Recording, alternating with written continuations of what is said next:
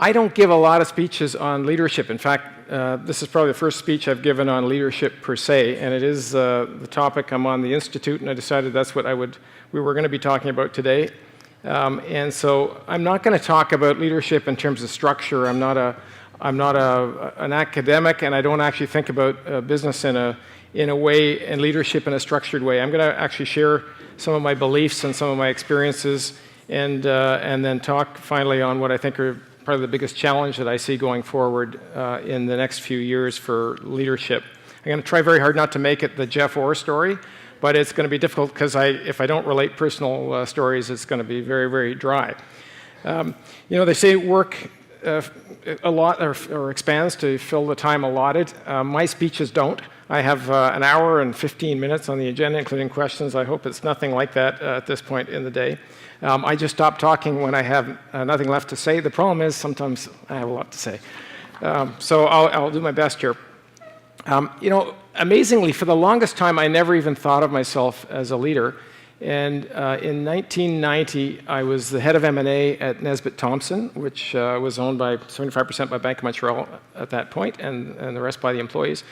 And I had my annual review with my boss, and he said, "Thanks for your outstanding leadership."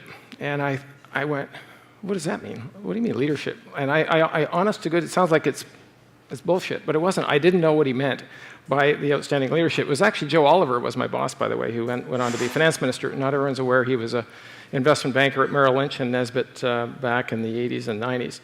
I thought of what I did at that time. I was at the office 7 days a week. I was in at 7. I was home by 10 or 11 if I was lucky, and I was in on Saturdays and Sundays. So I thought of what I did more as slavery, not leadership. And I certainly wasn't particularly good at being with my family, and I had a young 2-year-old and a newborn at that time, and there was a little crisis I went through in my life at that time, but because my balance was completely out of whack, which I addressed, and that was just talked about in the last panel discussion you had. But I did start to think about leadership, and and I've thought about it ever since. And I think that what we have right now is business schools and people actually talking about leadership. And in 80 and 81 at Ivey, it was the best business school in the country. We didn't talk about leadership. We talked about marketing, we talked about finance, we talked about operations, HR, I guess, kind of touched on it. But there was not a lot on leadership. And I suspect for many of you, you were brought up that way, and a lot of today's leaders are. So when I think about leadership, I think about it in a couple of big buckets. And I think about leadership qualities, and then I think about leadership skills. And I think of them almost as in two different areas. And when I think about qualities, I think about values, and I think about behaviors, and ultimately making decisions that are consistent with that. And then when I think about leadership tools, and I think about skills and techniques, and many of the tools that were talked about in this panel discussion about how you get an operation going, how you get an organization to work and to develop. The skills and the techniques are more easily taught, and obviously the values and the behaviors are more difficult, but they can still be taught, and all of us as individuals can always work on our values and can always work on our behaviors and work on our decisions to be consistent with that, because that's a life battle that we face in every aspect of the life we have. But it's much harder to get the values and the behaviors part right, at least for individuals and then again for a company. The Leadership Institute that Gerard talked about, and why I was so keen to join on it, is the theme of it is character-based leadership. And I'm talking about values, which is a little narrower than the way the Institute would define character. But I go to that as being the root strength of leadership, and I always ground myself in that. It doesn't mean I always make decisions that are consistent with my own values, or that I'm always doing it perfectly, but I'm always trying to root and ground my decisions in values. You need to do way more than that to be an effective leader, and way more than that to be an effective organization, of course. But if you get that part of it right, I think you create a bond with the people around you, and if you can get it across your organization, you create a cultural bond that's based on the key elements of respect, honesty, integrity, treating people fairly, compassionately, with empathy.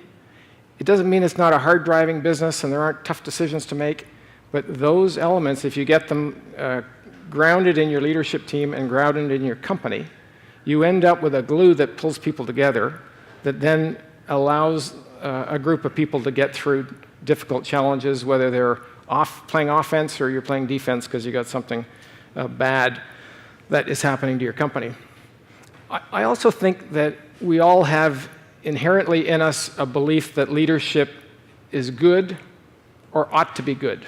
Whether it's a belief or it's a hope, it's there. So, if you think about a public official, you hope that when a leader of a country or a leader of a community is elected, that they're there to bring the place forward and are going to raise the bar and the well-being of everybody. And it's the same in a company or an organization.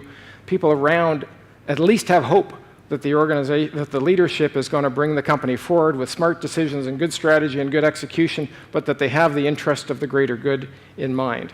That's not always true, but I believe it is what we inherently believe in. Let me find myself. I have a great habit of just going off and talking, by the way, and then completely losing where I am in my notes, which I will do a few times, no doubt.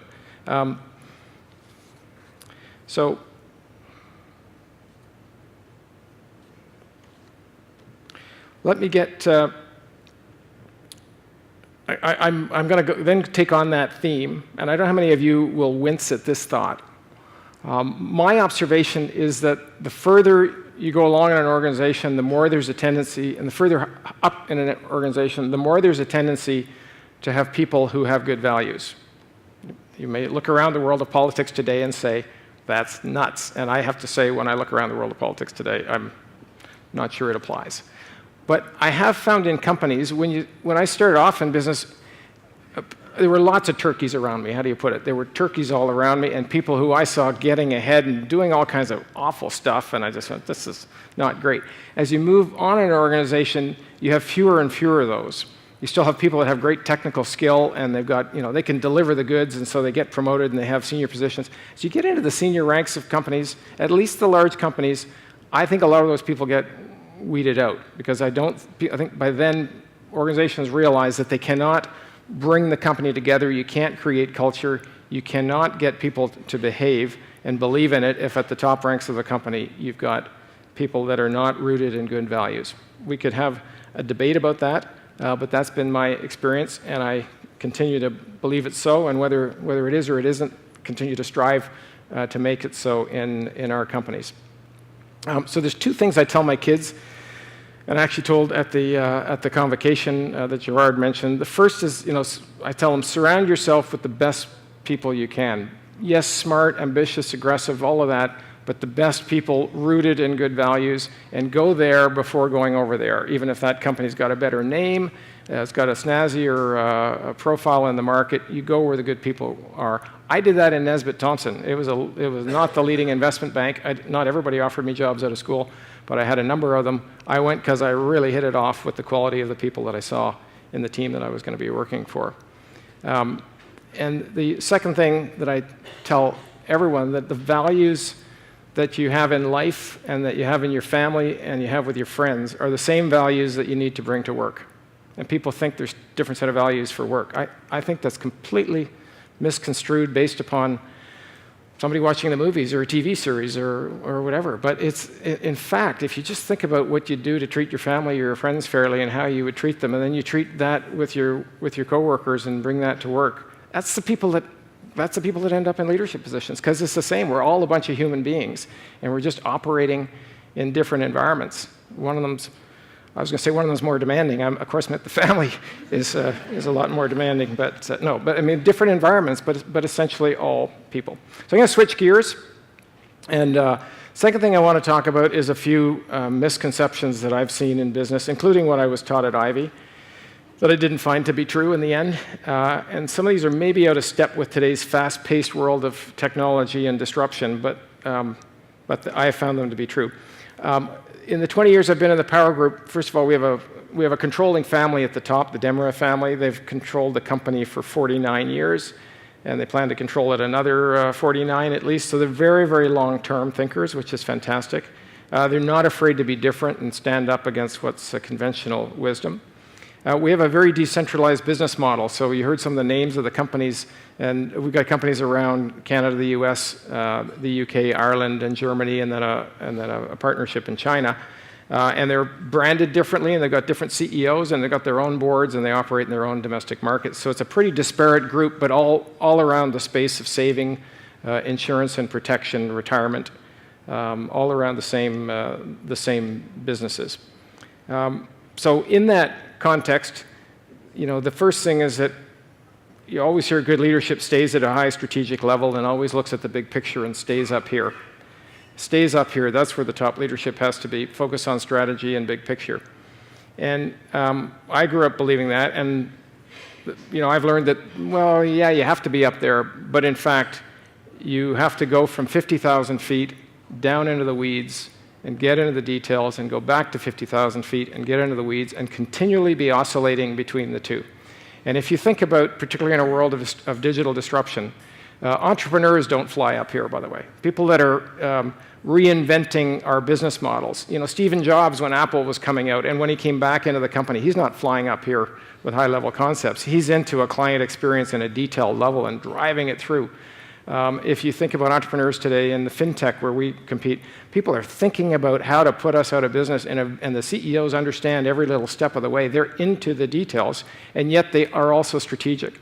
And as we get into bigger companies, and we get into more structured and hierarchical companies, we have people to do that for us. So, we don't have to do that kind of stuff because we're big guys now.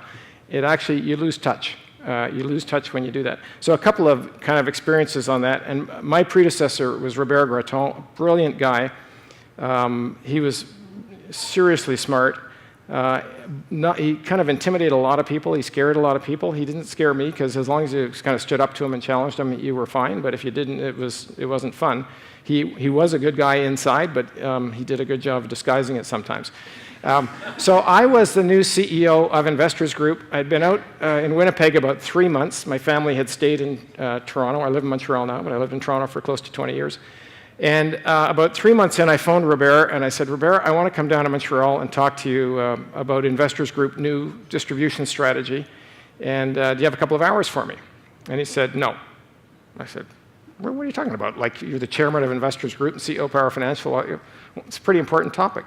He says, exactly. He said, if you want to come down and spend 8 or 10 hours with me or a couple of days, I'll talk to you about Investors Group distribution strategy. If you want to come down to a 2-hour little session where you're going to kind of hit the treetops and have me say yes, forget about it. Don't waste your time. I said, well, great. I'll come and I'll take an entire day. I said, by the way, I'm going to take Joe Blow with me.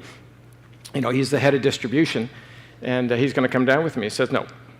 I said, Robert, he's the head of distribution. He developed the strategy. I really think he should be there. He said, exactly. When you can come down and talk to me for 10 hours about Investors Group's distribution strategy, I'll know it's your strategy. And when you're prepared to do that, you come see me. I'll give you any day of the week. So I kind of went, I'll call you back.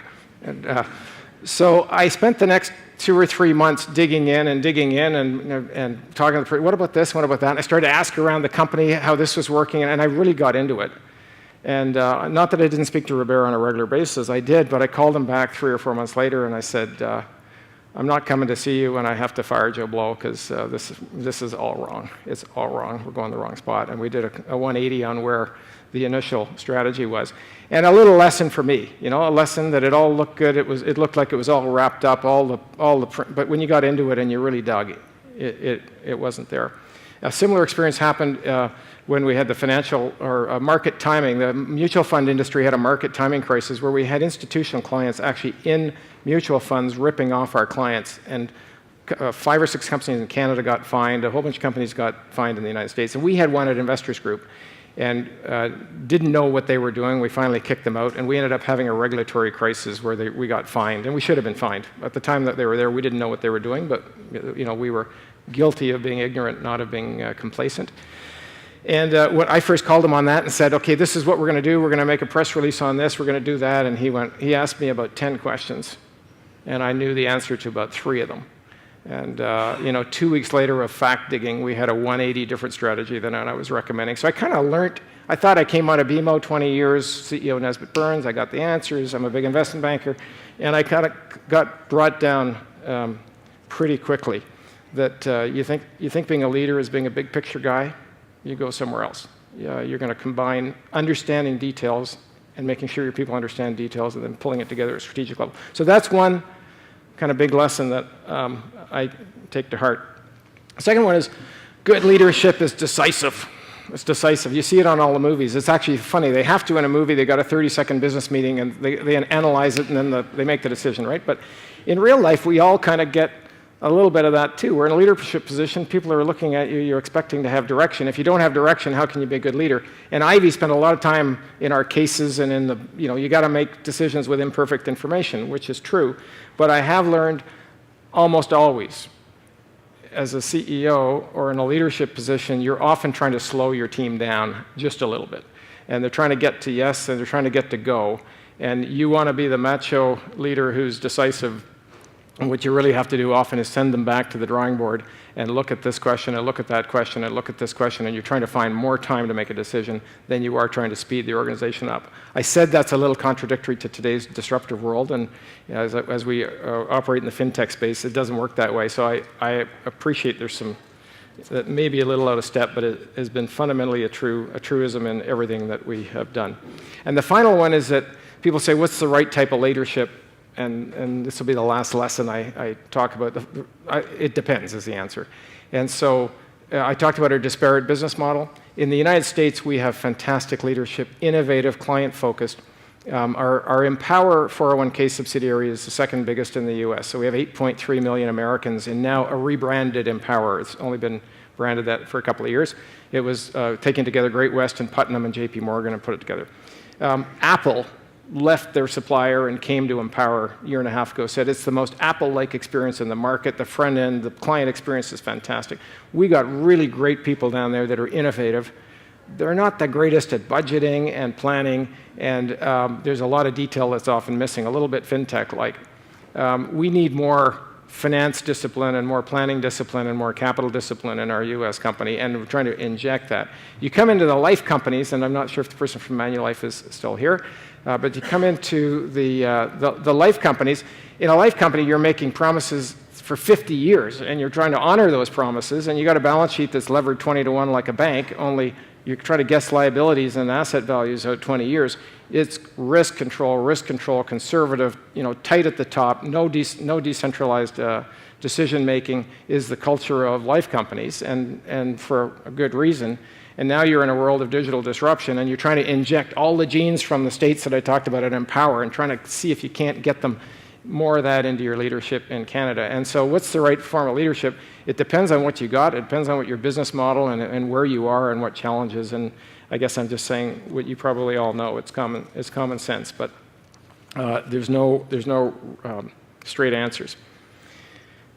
Third thing I'm going to talk about is what I think is the biggest challenge in leadership coming forward for both political leaders and business leaders, and it is what you're probably all talking about all day, the impact of technology on our society and businesses. And sure, globalization is a big part of what's going on as well, but if you think about it, globalization has been facilitated and made possible by technology. And so it really is technology driving it. It's going to continue to create massive dislocations, winners and losers. Big disparity of incomes is obviously one result that we're dealing with. And a whole bunch of society that have promises made to them, and those promises aren't being kept. A lot of people grew up saying, I'm going to have a fantastic living putting bolts in the side of a car. And that's what my dad did, and I'll keep doing that, and it's gone, right? It's absolutely gone. And that pace of change is not slowing down. I'm sure you see it in your businesses. Look at our business, and it is going to change dramatically. The pace of change is going to pick up, not slow down. The business models are changing. You look at what Google and Apple has right now, and I don't know if there's any here from those businesses. They have more data on the Bank of Montreal's clients or the Manulife's clients or Great-West Life's clients than each of our companies do. And that's certainly true in gigabytes. For sure it's true. But it's also true in terms of these social profiles and the behavior patterns and what the people's preferences are, which in the end is a more important segmentation than simply a wealth segmentation, which has been the traditional way our business has done it. So massive threats to the business model. And then when you look at, if data is in the next 20, 30 years the most valuable resource, they're attracting pools and schools of talent coming into their organizations that are experts in that, and we're not in a lot of the traditional industries. So there's just a massive amount of challenge, not just in financial services, but across many businesses. I believe that we're going to come out, the incumbents will come out the winners if we're able to just reinvent ourselves and destroy ourselves. Destroy is maybe a strong word. I don't use those words around the board. I say change ourselves and disrupt ourselves. That's the word I meant to say, disrupt. Yeah, I got caught once on that before too. We have 30 million customers across our group. We've got personal relationships with many, often through financial advisors, or if they're in employer plans, we typically have an electronic relationship with them. And technology is going to afford us the ability to hugely increase our productivity, therefore lower our prices, and still make the business model work. But the journey of change is absolutely amazing. I mean, the amount of organizational change that we're going to face in other businesses. I look at the telcos for leadership. I don't know if any telcos folks are here, but telcos, if you think about it, 20 years ago, landline, the revenue model was landline phone into the home and then pick up a little extra charge when you're phoning long distance. Just think of how far Bell or TELUS or Rogers or those companies have come. They've managed massive transformation. We're all going through the same degree of that. One strategy we're doing, I'll see how many people look like they want to hear about it. So we've launched a fintech strategy for big companies. Everyone's got their own version of it. But we've done it outside of the mainline companies. So we've invested a little over $300 million to this point in companies like Wealthsimple, 25 companies in all. That would be one of our biggest investments, not our biggest. And we're doing it outside of the incumbent businesses. We've got the incumbent businesses, Great West, IGM, to invest in them. And so they're participating with them and then looking. And the goal is to scare the hell out of the leadership. Is to just scare the hell out of our incumbent leadership and also teach them and get enough interaction with those companies that they see and try and incorporate new methods into their businesses. And I hope we make some money out of it, but honestly, whether we do or we don't, in the big scheme of things, I do hope we make money on our fintech, but learning and change is mostly what it's about. So what else did I have to say? I'm almost done. I think the quantum of the change for businesses and then what it means for our society does worry me a lot. If I'm being an optimist, I'm going to say this is the greatest challenge of leadership that we are going to face, greater than what we've seen in the past, certainly 35 years, because I can't speak before then. Maybe in a World War II or something, you could say we had a bigger, a challenge of leadership. But certainly in the time I've been around, as I look forward, the amount of change is going to be massive. It's just as important from a government leadership point of view, and there you kind of get a little depressed when you look at the nationalism that's going on around the world and the closing of the borders. It's not where it needs to go, in my view. But nonetheless, it doesn't stop us from all taking on the challenge, both as citizens and as business leaders. We will get up for it. We have to get up for it. We have to do it. Big rewards if we do it right, but the pace of change is going to be massive. So I was going to close, Gerard, on saying to you that what you're doing at the Leadership Institute is just bang on, and schools around teaching leadership and developing leaders is going to be absolutely the key to the success of our companies and our businesses and our country. And I want to congratulate you on that, and you and your colleagues at Ivey, and keep that up. And then just thank you all for your attention. I really appreciate being here, and I appreciate you giving me your attention this late in the day and it being this hot. Thank you. Thank you very much.